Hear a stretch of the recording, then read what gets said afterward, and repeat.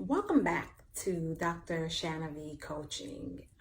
We've been spending a lot of time talking about goals in 2020 and focusing on goals in this new decade. And it's just really important for me to really share with all of you some tips and strategies that will support you in accomplishing your goals.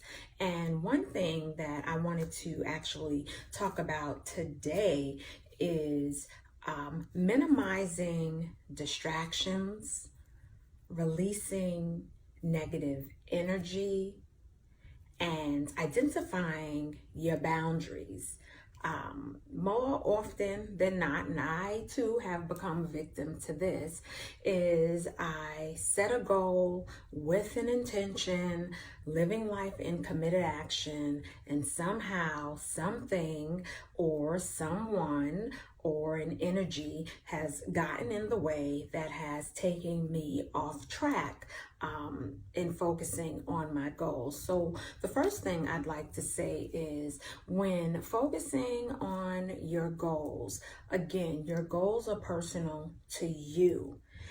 You'll find that there are people who will support you in accomplishing your goals, and then there are people who just won't support you in accomplishing your goals because they're not ready to accept a shift or a transformation in you, and that's okay.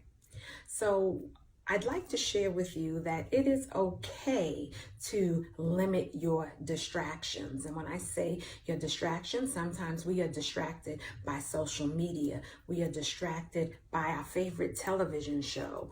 And that impedes our ability from getting up and focusing on that business plan that we want to develop, or focusing on going to the gym when we know we committed to ourselves that we are going to release weight. Another thing that often gets in our way to accomplishing our goals is the energy around us, right? In 2019, the word toxic was a overused word. What I encourage people to look at when we talk about toxic and toxicity in people, places, and spaces is to look at how you play a role in the toxic space. How are you accountable in the toxicity? How are you allowing this negative energy to come into your space? Just as a tip, take a step back and look at what you deem as toxic and identify how you can play a role in removing yourself from that toxicity. That's you being accountable to limit and minimize your distractions to then live life in committed action. And last, set boundaries. Identify what your boundaries are. Once you identify what your boundaries are, communicate your boundaries. And the last thing is to simply enforce your boundaries. It is okay for you to focus on you.